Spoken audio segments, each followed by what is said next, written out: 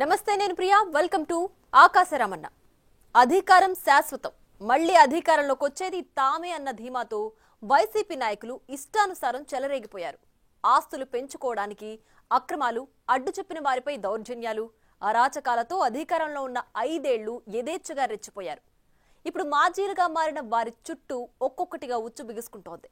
ఓట్ల కౌంటింగ్ రోజునే సొంత నియోజకవర్గం నుంచి పరారైన గన్నవరం మాజీ ఎమ్మెల్యే వల్లభనేని వంశీ అరెస్టుతో అలాంటి నేతలకు కౌంట్ డౌన్ మొదలైంది. వంశీ తర్వాత ఎవరు అన్న చర్చ అటు కూటమి శ్రేణుల్లో, ఇటు వైసీపీ వర్గాల్లో హాట్ టాపిక్ గా మారింది.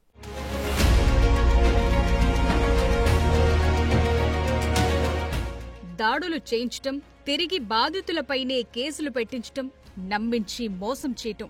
గన్నవరం మాజీ ఎమ్మెల్యే వల్లభనేని వంశీకి పుట్టుకతో వచ్చిన విద్య అన్న విమర్శలున్నాయి. 1997లో హైదరాబాద్ రామానాయుడు స్టూడియో వద్ద పరిటాల రవీంద్రపై హత్యాయత్నం తరువాత రవి అనుచరుడిగా చేరిన వల్లభనేని వంశీ ఆయనకు నమ్మకద్రోహం చేసి తన్నులు తిని రాయలసీమ నుంచి బహిష్కృతుడయ్యారు. పరిటాల రవి మరణానంతరం కొడాలి నానితో ఉన్న సాన్నిహిత్యంతో జూనియర్ ఎన్టీఆర్ ద్వారా రికమెండేషన్ చేయించుకుని టీడీపీ ద్వారా పొలిటికల్ ఎంట్రీ ఇచ్చారు.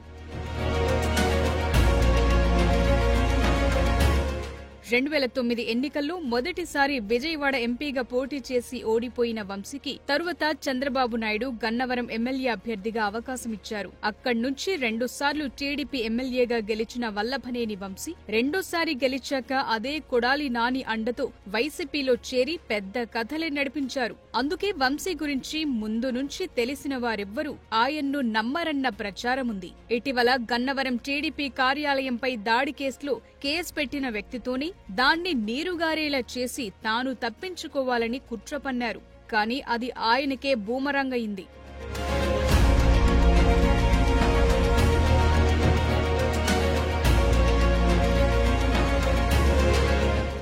2023 ఫిబ్రవరి 20న గన్నవరం టీడీపీ కార్యాలయం దాడి ఘటనపై అక్కడ కంప్యూటర్ ఆపరేటర్ సత్యవర్ధన్ ఫిర్యాదు చేశారు. దీంతో అతనితోనే ఇది తప్పుడు కేసని వాంగ్మూలమిప్పిస్తే కేసు వేగిపోతుందని వంశీ స్కెచ్ గీశారు. ఆయన అనుచరులు 4 హైదరాబాద్లో ఉన్న సత్యవర్ధన్ను వాహనాల్లో వచ్చి ఎత్తుకెళ్లారు. హైదరాబాద్ సమీపంలోని ఓ ఫామ్ హౌస్ లో బంధించారు. రోజుల తరబడి అతన్ని కొట్టి, భయపెట్టి, ప్రలోభపెట్టి తమకు అనుకూలంగా వాంగ్మూలమిచ్చేలా లొంగదీసుకున్నారు. ఈ కేసుతో తనకు ఎలాంటి సంబంధం లేదని అతనితోనే చెప్పించి వీడియో రికార్డ్ చేయించారు. ఆ తరువాత వంశీ అనుచరులే దగ్గరుండి అతన్ని విజయవాడలోని ఎస్సీ ఎస్టీ న్యాయస్థానానికి తీసుకెళ్లి న్యాయమూర్తి ఎదుట వాంగ్మూలమిప్పించారు. ముందే రికార్డ్ చేయించిన వీడియోను కూడా కోర్టుకు సమర్పించారు. తరువాత సత్యవర్ధన్ను తమ వాహనంలో తీసుకెళ్లిపోయారు.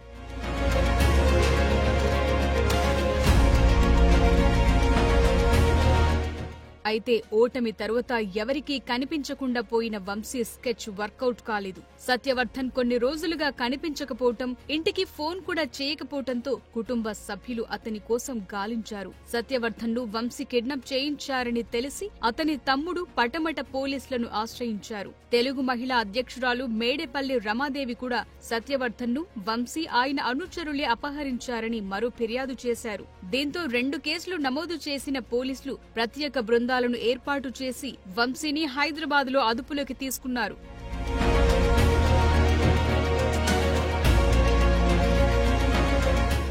జగన్ హయాంలో టీడీపీ ఆఫీసులపైన, చంద్రబాబు ఇంటిపైన దాడులకు పాల్పడిన వారంతా ఉమ్మడి కృష్ణా జిల్లాకు చెందిన వైసీపీ నేతలే అవ్వటం గమనార్హం. గన్నవరం మాజీ ఎమ్మెల్యే వల్లభనేని వంశీమోహన్ తో పాటు మాజీ మంత్రులైన జోగి రమేష్, పేర్ని నాని, కొడాలి నాని, వెల్లంపల్లి శ్రీనివాసరావుతో పాటు దేవినేని అవినాష్ సాగించిన అడ్డగోలు వ్యవహారాలు అన్ని ఇన్ని కావన్న విమర్శలున్నాయి. ఆ క్రమంలో గన్నవరం మాజీ ఎమ్మెల్యే వల్లభనేని వంశీమోహన్ తాజాగా అరెస్టయ్యారు. గతంలో చంద్రబాబు కుటుంబంపై వంశీ ఎన్నో వ్యక్తిగత దూషణలు చేశారు.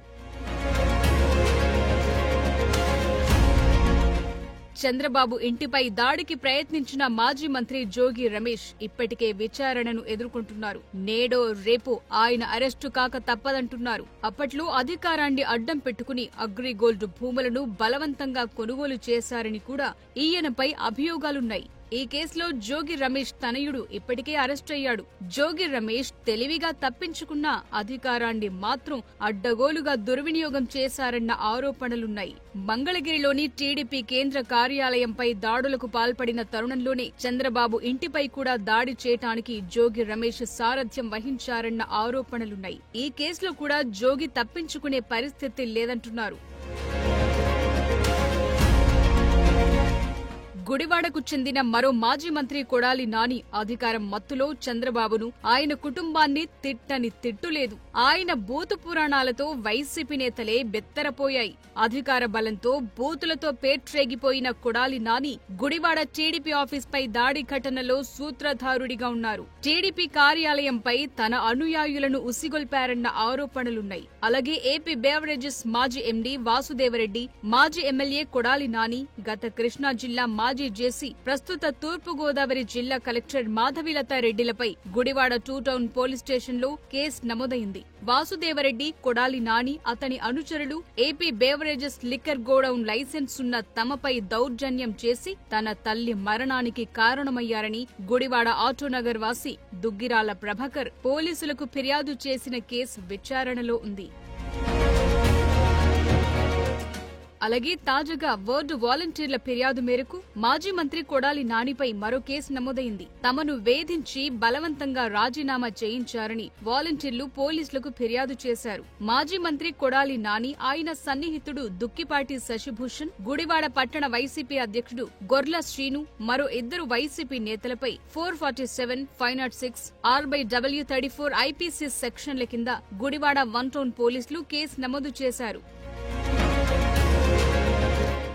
ఇలా పలు కేసులు ఎదుర్కొంటున్న గుడివాడలో అడ్రస్ లేకుండా పోయిన మాజీ ఎమ్మెల్యే కొడాలి నాని ఓటమి తర్వాత మీడియా ముందుకు కూడా పెద్దగా రావటం లేదు. కొత్తగా ట్వీట్లు పెడుతూ ప్రభుత్వంపై విమర్శలు గుప్పిస్తూ టీడీపీ నేతలకు టార్గెట్ అవుతున్నారు. రాష్ట్రంలో రెడ్ బుక్ పాలనకు వల్లభనేని వంశీ అరెస్ట్ ఓ ఉదాహరణ అంటూ తాజాగా ట్వీట్ పెట్టి తన అభద్రతా భావాన్ని చాటుకున్నారు. వంటకాడాలు కూడా భాష మాట్లాడిన అతను ఇవాళ ట్వీట్లు చేయటం వల్ల సమాజం హర్షిస్తుందని నేను భావిస్తున్నాను. అతను అధికారంలో ఉన్నప్పుడు విర్రవీగి చంద్రబాబు నాయుడు గారిని విమర్శించి ఏది పడితే అది మాట్లాడి అతని స్థాయిని అతను తగ్గించుకున్నాడు తప్ప చంద్రబాబు గారికి ఏం నష్టం జరుగుతుంది. చంద్రబాబు నాయుడు గారి కుప్పంలో గెలిస్తే బూట్లు పాలిష్ చేస్తారు. అవి మీరు అడగాల్సిన అవసరం ఉంది. అది మీరు ఎక్కడ అడుగుతారని అతను ట్వీట్ చేసి ఉంటాడు. తన ట్విట్టర్ అకౌంట్ నుంచి ట్వీట్ చేయడం కారణం అదని నేను భావిస్తున్నా. నువ్వు వచ్చి ఫైట్ చేయొచ్చు కదా, నిన్ను ఎవరు వద్దన్నారు? జగన్మోహన్ రెడ్డి గారికి అధికారంలో ఉన్నప్పుడు నువ్వు మాట్లాడినవన్నీ రాష్ట్ర ప్రజలు గమనించారు. గత 8 మాసాలుగా నువ్వేమీ మాట్లాడలేదు కూడా గమనించారు. ఇప్పుడు ట్వీట్లు ఎందుకు డైరెక్ట్గా మీడియా సమావేశానికి వచ్చి మాట్లాడితే బాగుంటుందని నేను నానికి కూడా హితో పలుకుతున్నా. అతను ఇంతకుముందు మాట్లాడినప్పుడు మాట్లాడితే కనీసం వైసీపీ సైడ్లో హర్షిస్తాయి. ఇతను ఫైటర్ అని తెలుగుదేశం పార్టీ అధికారంలో ఉన్న వైఎస్ఆర్ కాంగ్రెస్ పార్టీ అధికారంలో ఇట్టాగే మాట్లాడాడు.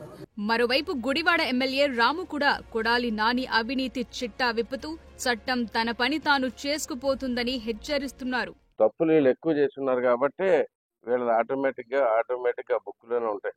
ఎవరో వచ్చి స్పెషల్ గా లేనిపోని కేసులు పెట్టాల్సిన అవసరం ఏం లేదు. ఎందుకంటే వీళ్ళు చేసిన దుర్మార్గాలన్నీ ఎదుర్కొనడానికి కనపడతా ఉన్నాయి. ఇక్కడ గుడివాడలో అయినా కానీ మీరు అనేకమైన దుర్మార్గాలు జరిగి ఉన్నాయి. వాటిలన్నిటి మీద కూడా యాక్షన్ త్వరలోనే వస్తుందని చెప్పి ఆశిస్తాను. దాని మీద పూర్తి అవగాహన ఉంది నాకు. దాంట్లో మాకు తెలిసిందంతా కూడా ఇవ్వటం జరిగింది.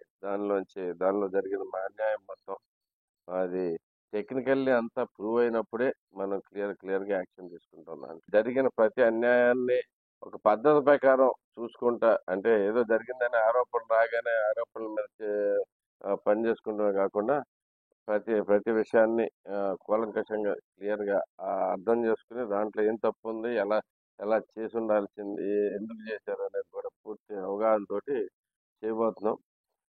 వీటన్నిటి మీద యాక్షన్ ఉంటుంది. మొత్తానికి వల్లభనేని వంశీ కటకటాల పాలయ్యాక వైసీపీ నేతల అరెస్టుపై పొలిటికల్ సర్కిల్స్ లో పెద్ద చర్చ జరుగుతోంది. నెక్స్ట్ హిట్ లిస్ట్ లో కొడాలి నానినే ముందుంటారని వైసీపీ వర్గాల్లో టాక్ వినిపిస్తుండటం గమనార్హం.